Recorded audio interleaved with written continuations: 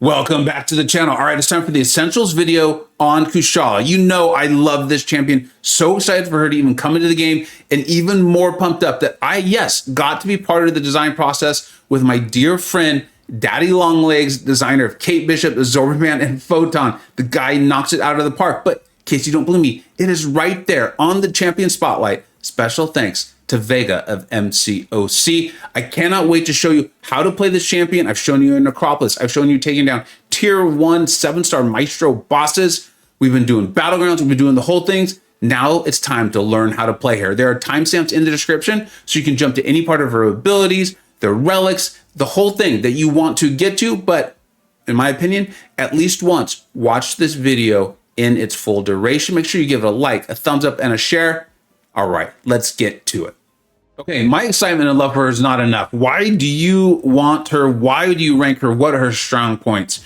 She's extremely well designed, a dual immune, incinerate, and bleed. Absolutely a blast to play, large damage, and I mean large. Nullifier, who also has Soul Barb in case you can't nullify, but they flow together beautifully. We'll show you that. She can block unblockable attacks, not just specials, and gain increased ability accuracy, which in this game is becoming more and more important. All right, let's jump into her flow and abilities. All right, let's move on to the flow and abilities, really the core of her kit. I'm gonna play this clip looped because it's gonna help you understand what exactly is happening here and why I'm parry stunning, why I'm heavy, and why I'm going for intercepts and how that benefits me. She is all about her blessings. She has 3 of them. They're the blessings of the eagle. They're the passives in the upper left-hand corner underneath her health bar. There's the blessing of wisdom, what happens on a well-timed block. This will allow us to block unblockables. You do need to have this blessing up in order to block unblockables. This goes for special attacks and basics from every sort of champion except for science. This will also allow you to regen hits that go into your block. There's also the blessing of justice, which happens when either champion lands the first hit of their heavy attack. It creates a pseudo infuriate and a damage increase. Again, this also stacks and plays in beautifully to the power blessing of power, which happens when you intercept. It's the red one there, and it increases a plus ability power rate and also reduces the ability power rate of your opponent. And of course, this also stacks. Now, each of these blessings will last for 12 seconds, plus an additional 15, which is a lot, if activated while the opponent is recovering from a special 1 or special 2. You saw me utilize this quite a bit in the Solo of Necropolis Arcus. Now, you're going to pause all blessings if activating the lowest blessings. Sometimes you'll have 2 that are at the same place. Activate 1 and then activate the next, and it will pause all blessings, and this will also play into your signature ability, and we'll talk about that when we get to the signature ability. And then the ability accuracy of effects and the parry mastery goes up with 35% for each unique blessing. So let's watch this through very quickly. Let's make sure we get this all down. Every time we parry, you're going to see us get the blue blessing. We got an intercept there, so we've got the red, and then we will go for the heavy to get the yellow. These are all increasing our ability accuracy and giving us different abilities or effects on the opponents, like being able to block unblockables. The heavy attack is creating that pseudo infinity and increasing our damage. And then the red one, the blessing of power, is going to give us plus ability power and reduce the opponents simultaneously should they have it. I'm sure all of that sounded wonderful, but you're like, are there additional benefits from this? Those on their own seem good, but how do they work together? Well, she also has the Hunter of Might, and this is very important. Her light attacks, so you're mainly going to be doing your light attacks, have a 40% chance at their base to put an ignition on the opponent. That's that orange looking incinerate passive. Right now there's 5 of them, right? But this 40% increases by a flat 20% if soul barbed. And remember, there's the plus ability accuracy from having those unique blessings that we just talked about. So this chance gets very high, and it's part of why you're going to see me landing that ignition so frequently here against this Arcus. Plus, she gains 2% of max power whenever an opponent gains a buff. Whenever they gain the buff, not when they end. She does not benefit from Mystic Dispersion in the traditional way, but if she has it, she gains plus 10% more For each rank of Mystic Dispersion in all of these fights you see, I am running 5 out of 5, which helps explain why I'm able to spam specials. It works out wonderfully for her playstyle, her flow, and the spamming of specials, and of course, the absolute building of damage. Your skilled play is absolutely rewarded. It's time to talk about her specials and her damage loops. Remember, she's all about spamming these specials and how they work together in conjunction with her blessings. I'm purposely starting off this clip, and we will loop it because there's a lot to get and it happens so fast. I'm intentionally starting this off with the SB3 clip here. This is an Acropolis Arcus.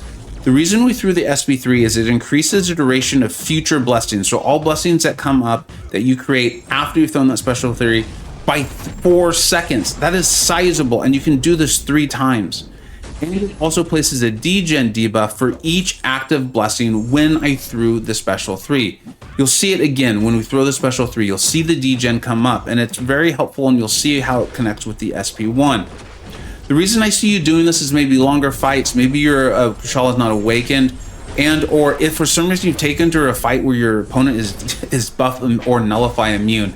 You're probably not bringing her in for that, but you might be for longer fights. I've already soloed a couple bosses in Necropolis with her, so this does make sense. Now keep an eye on this. When we come out of it, the degen, and we're gonna go straight into our SP1. Now for each buff, pardon me, each buff has 50% chance to be nullified and placed in an incinerate debuff. Remember the plus ability accuracy. It also inflicts 4 more incinerates if the opponent is soul barbed or degen, which is why we got so many incinerates off of that SP1. Now we're going to work our way to the special 2, where we will consume 30% of ignition buffs to inflict a soul barb for 15 seconds. This can stack up to 3 times, and the duration of the soul barbs is increased by 0.75 seconds for each buff and incinerate on her. Now, if you think about this and you watch these clips together, you can see how the SP1, the SP2, and then the plus ability accuracy, getting all of those ignition buffs works together. You do your blessings, you get your ability accuracy up, which will allow you to place more ignition buffs with your light attacks.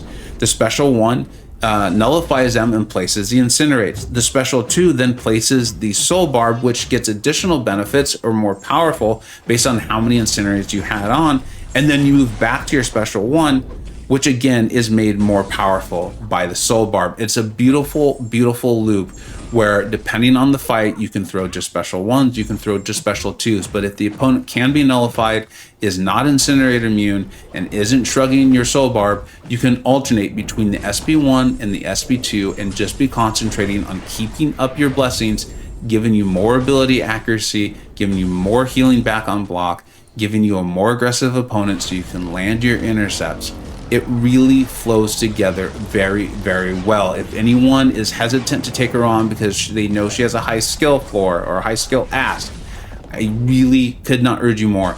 Give it a try. It is incredibly, incredibly fun. And as you get it, you will be generously rewarded for getting your skills up with Kushala. Is she good with Recoil? Well, she is bleed immune, which is nice, but this is a special spammer who's only healing when they are taking blocked hits. So ultimately, I wouldn't do it unless it's just for a fight or 2. Of course, you will probably see a nice damage increase for that fight or 2, but outside of some very rare scenarios, you almost never see me taking that. Now, her stat focus, you can see I have personally gone into the block proficiency. You're wanting to block with her a lot. Yes, she does heal back, but you want to block back. You see this really happening a lot, again, in my Maestro boss fights in high tier war. And then her awakened ability. Does she need it? Absolutely not. Every video, every Necropolis solo, every tier 1 boss solo, every Battlegrounds fight you've seen me do, it's all in the playlist with Kushala. She's been completely unawakened. However, I do definitely want her awakened. It adds on and it's going to allow you to do some other things. The first 2 bullet points are the most important. We'll talk about them.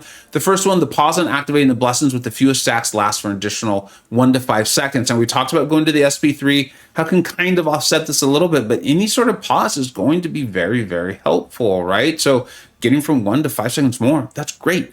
And then bullet point 2, this is a big one because it's going to open up a whole other category of fights you could possibly take. it's not going to allow you to just roll through your default kingpins or mole mans or something like that. So I don't want to overstate it, but on nodes, maybe like a Mighty Charge or something like that, where they're getting rid of your debuffs, especially against your cosmic opponents, you're going to get to the point where you're putting on the passes, and they do have an increased potency to offset the fact that you're never going to get to 100%. The third bullet point, it would take a very long time to fully explain that, but basically if you're spec'd into Despair and you want to be mitigating or handling the healing of the opponent, this is going to help you out a lot. The designer, you know, I'm a big fan, thought this through and managed to make a way to have the passive abilities there, or the passive debuffs or passive effects also count for Despair and help you handle healing, so that way you're actually not being punished for having her awake. Moving on to relics, you could use the Ghost Rider one if you want to work with the SP3 and the D-Gen. However, in my opinion, by far the best one is the Scarlet Witch. You can see I have it completely maxed out as the 5-star.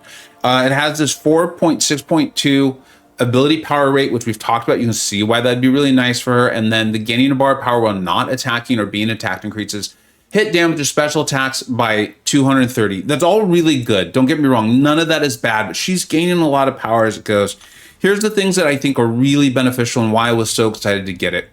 Now, on the 5-star, I can only choose one of these. I've gone with the Blessing of Rejuvenation. Every time a blessing ability grants a rejuvenation passive, increasing regeneration rate by 6%. We talked about that, right, with her hitting into the block. You've seen me use that to my massive benefit in the tier 1 boss fights against 7-star rank 3 maestros. And if you didn't want that, and I actually originally played her with this, which is the Blessing Amplification, activating a blessing, which we're doing a lot with her, grants an amplified passive, increasing ability power rate by 9.25%. That's quite a bit when you consider how much power she's gaining, especially if you're spec'd into Mystic Dispersion. It's going to help you spam specials, but I'll say I found like I had no trouble getting from special to special as it was. And then sometimes, I mean, this never made me throw the wrong one. And often with Kushala, you're fine either way. But as you can see, I've chosen to default to this Blessing of Rejuvenation. And then when I get the 6-star, which I hope I do get, I'll probably spec into both. Very quickly, we will talk about her synergies. As a broad overview, I think none of them are essential. And for the most part, I think they benefit her synergy partners and the powerful ones more than they benefit her, but they are nice to have, and there's definitely powerful champions that are involved in them. We've got this first one, obviously with Cosmic Ghost Rider, damaging effects gain 10% increased potency. Not amazing with Cosmic Ghost Rider. As you can see, all the damaging effects that Kushala has, though, you can see that really adding up and being helpful. This one here with the various sorcerers, not bad, especially if you're using the special 3 like we talked about. Maybe this is something to test out in Necropolis. We see how powerful Wong is there anyways. This one, as far as the fire cleanses, you've seen me utilize this quite a bit with my Ascended Masacre. Obviously not bad for a long shot as well. And then of course there's Phoenix and then Sunspot 2. But I really believe this is beneficial for long shot and Masacre. You've seen me use it. And then of course the heavy on Kushala, not bad. It's not really her main source of damage though. And then this one is a very important synergy for Danny Moonstar. You've seen me utilize that in my Danny Moonstar rank 3 video. I'm not as familiar with Chilith, I'll admit that. This might be really powerful for her. I'm not sure. Keep an eye on Bitter Steel's channel for more information on Chilith. And then for Kushala, of course, this is nice. She's not, you know, handling ability power rate like an America Chavez or something like that, but there are fights where this is taking place, more basic like an Adam Warlock or something like that. And of course, this would be very, very helpful. But like I said, and I really want to get this point across, none of these are essential for anything you've seen me do with Kushala, and if for some reason that changes in future videos, I will very much point that out. All right, conclusions and predictions for Kushala. Take a look at this and you let me know what you think. Ultimately, and here's the notes I have, an extremely fun to play, powerful damage dealer with enough utility to allow her damage to shine and achieve wonderful results if played skillfully. If you want to play her a bit more basically, I think you're still going to get great results, but the things you see us doing, the Necropolis solos, the boss takedowns, and definitely the fight you're seeing here, you're going to see me working in all of her blessings, the pauses, the SP1, the SP2 rotation, the damage loop, all the things we showed. I think she's essentially going to be a non-essential champion. I don't think this is going to be a champion where everyone's like, I have to have her to get this boss down or anything like that. Partially, I think that's due to the game, though, and I think that's a good thing. And ultimately, I think she's going to be highly desired for her fun and her power. She's got enough utility to get it done. In the first tier list rankings that she comes out in, she's going to be in the top shelf, which is the second tier, around champions like America Chavez, Juggernaut Hood, Diablo, Clairvoyant, Mojo, and Spider-Man Supreme. Thank you so much for watching. Let me know what you think we got right. Let me know what you think we got wrong. I hope you pull Kushala, and I hope you have an absolute blast with this champion. Thank you so much for watching. Take care.